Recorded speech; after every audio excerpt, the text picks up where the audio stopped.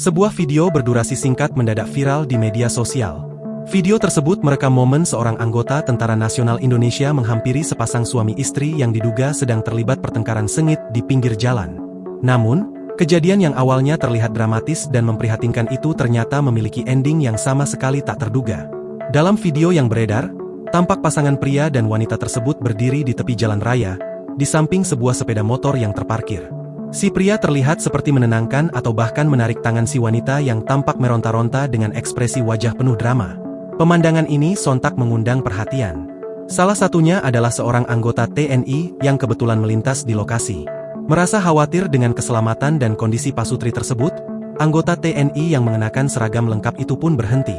Ia kemudian menghampiri pasangan tersebut, berniat melerai atau menengahi pertengkaran yang ia kira sungguhan terjadi.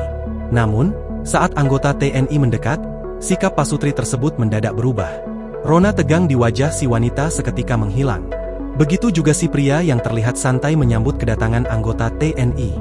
Ternyata, adegan rebut di pinggir jalan itu hanyalah akting.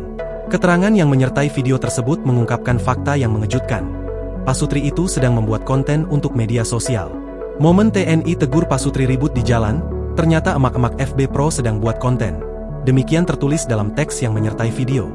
Pasangan suami istri ini diketahui adalah para content creator Facebook. Konten mereka memang kerap menampilkan drama atau adegan berlebihan untuk menarik perhatian.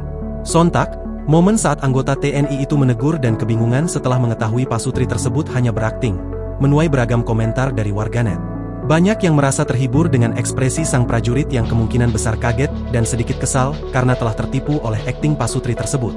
Download Tribun X sekarang, menghadirkan lokal menjadi Indonesia.